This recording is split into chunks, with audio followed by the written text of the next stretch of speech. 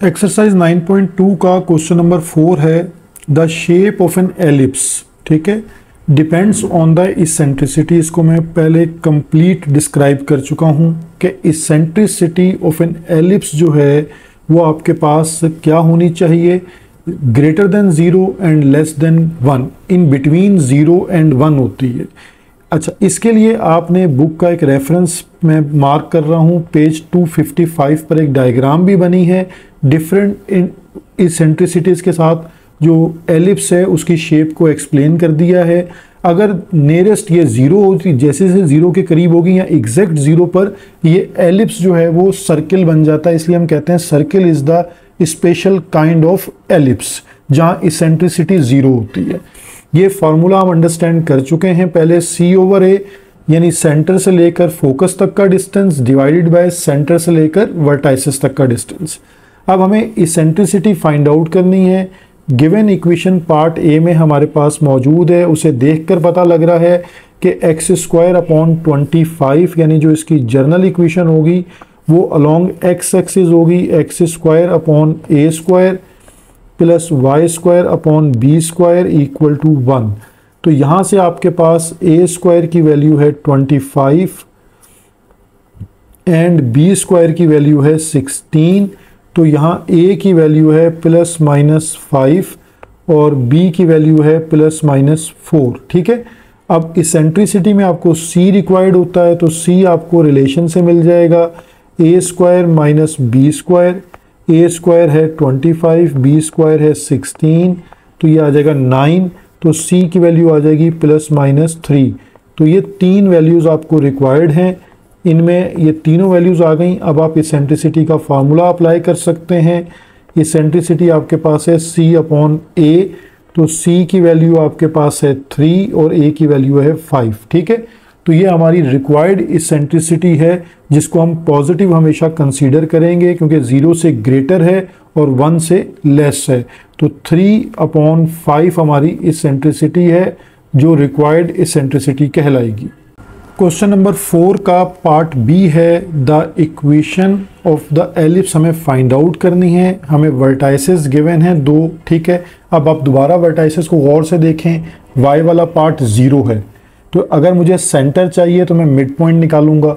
अगर आप थोड़ा सा इसको मेंटल मैथ के थ्रू देखें तो मिड पॉइंट -5 + 5 0 हो जाएगा, तो 0,0 यानी इसका सेंटर 0,0 है, तो ये आपके पास ट्रांसलेटेड एलिप्स नहीं है। तो ये आपको मतलब डायरेक्टली भी आप इसको कर सकते हैं, ज़रूरी नहीं कि आप हर बार इसको सॉल्व करें। अगर आप इसके सेंटर की बात करेंगे तो वैसे आप मिड पॉइंट का फार्मूला यूज़ करके सेंटर को लिख लें तो भी ठीक है, और अगर आप इसको डायरेक्टली h,k लिख लें तो ये आपके पास 0,0 सेंटर आ रहा है। ठीक है, अब वर्टेक्स की वैल्यू आपको पता है, जो वर्टाइसेस आपके पास गिवन हैं उन वर्टाइसेस के अकॉर्डिंगली हमारे पास जो फॉर्मूला होता है वो क्या होता है, +-a,0। तो इसका मतलब ये हुआ कि a की वैल्यू 5 है क्योंकि हमारे पास जो वर्टाइसेस गिवन है वो हैं +-5,0। तो यहाँ से a की वैल्यू आपके पास आ जाएगी 5। अब आपके पास इसेंट्रिसिटी गिवन है। ठीक है, E = C/A होता है, तो इसेंट्रिसिटी है 3/5 और C एज इट इज़ है और a की वैल्यू है 5। ठीक है, तो यहाँ से आपके पास जो 5 और 5 डिनोमिनेटर कैंसिल होंगे तो C की वैल्यू आपके पास क्या आ जाएगी 3। अब A और C दोनों आपको पता लग गए। ठीक है, अब आपको रिलेशन को यूज़ करना है ताकि आप b की वैल्यू को अप्रोच कर सकें। तो स्टेप बाय स्टेप एक्सप्लेनेशन से यही फ़ायदा है कि आप कंडीशन को अच्छे से अंडरस्टैंड कर लें। यहाँ c की वैल्यू 3² है, a की वैल्यू 5² है -b²। तो -b² को लेफ्ट हैंड साइड पे शिफ्ट कर दें तो ये 25 - 9, यहाँ से आपके पास आ जाएगा 16 और b की वैल्यू आ जाएगी +-4। ये semi major axis minor axis होता है। मैं दोबारा एक दफ़ा बता रहा हूँ आपको पास, देखिए ये आपके पास सेमी मेजर एक्सिस की लेंथ है, 2 से मल्टीप्लाई कर देंगे तो ये मेजर एक्सिस की लेंथ हो जाएगी। ये सेमी फोकल कॉर्ड है, 2 से मल्टीप्लाई कर देंगे तो फोकल कॉर्ड की लेंथ हो जाएगी। ये सेमी माइनर एक्सिस की लेंथ है, इसको 2 से मल्टीप्लाई कर देंगे तो ये लेंथ ऑफ माइनर एक्सिस बन जाएगी। जब आपके पास ये तीनों वैल्यूज़ हैं और सेंटर आपको पता है 0,0 है, अच्छा, अब आपको ये भी पता है कि ये अलोंग किस एक्सिस के अलोंग है, क्योंकि आपके पास एक्स एक्सिस पे गिवन है। इसका मतलब है कि ये अलोंग एक्स एक्सिस है, यानी जो आपके पास रिक्वायर्ड एलिप्स है वो हॉरिजॉन्टल है। ठीक है, ये आपको यहाँ से ये चीज़ भी क्लियर हो गई, और ट्रांसलेटेड नहीं है, ये भी बात आपको क्लियर हो गई। तो जब दोनों बातें क्लियर हैं तो फिर X square upon A square plus Y square upon B square equal to 1 की इक्वेशन को यूज़ कीजिए। एक्स स्क्वायर अपॉन ए की वैल्यू देखें आपके पास क्या आ रही है, जो हमने निकाली 5, तो ये 5 का स्क्वायर हो जाएगा, और वाई स्क्वायर अपॉन बी यानी 4 का स्क्वायर हो जाएगा। फिर आप यहाँ से कॉन्सेप्ट को देखें, ए हमेशा ग्रेटर देन क्या है, बी, तो ये X square upon 25 plus Y square upon 16 equal to 1 हमारी रिक्वायर्ड इक्वेशन ऑफ एलिप्स आ जाएगी।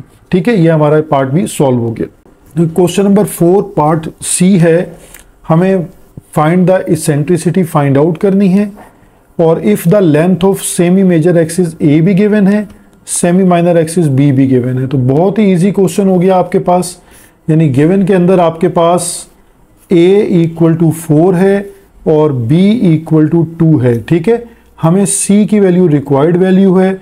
आपको रिलेशन बार बार बता चुका हूँ, बाय यूजिंग रिलेशन, हम जैसी रिलेशन को यूज़ करेंगे हमारे पास c की वैल्यू आ जाएगी, C square equal to A square minus B square.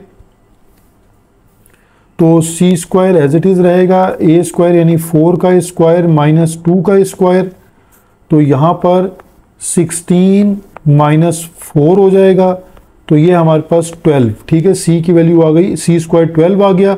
After taking square root सी की वैल्यू आ जाएगी प्लस माइनस अंडर रूट 12। ठीक है, अब आप इसेंट्रिसिटी बहुत आराम से निकाल सकते हैं। ठीक है, इसेंट्रिसिटी का फार्मूला सिर्फ आपको याद होना चाहिए, इसेंट्रिसिटी है c अपॉन ए, तो c की वैल्यू है अंडर रूट 12 और a की वैल्यू हमारे पास जो गिवन थी वो है 4, तो ये अंडर रूट 12 अपॉन 4 जो है वो हमारे पास इसेंट्रिसिटी की वैल्यू आ गई। अगर हम अंडर रूट 12 को सिंप्लीफाई करें तो ये आता है 2 रूट 3 डिवाइडेड बाई 4, 2 1 ज़ा 2, 2 2 ज़ा 4, तो इसेंट्रिसिटी आ गई रूट 3 अपॉन 2।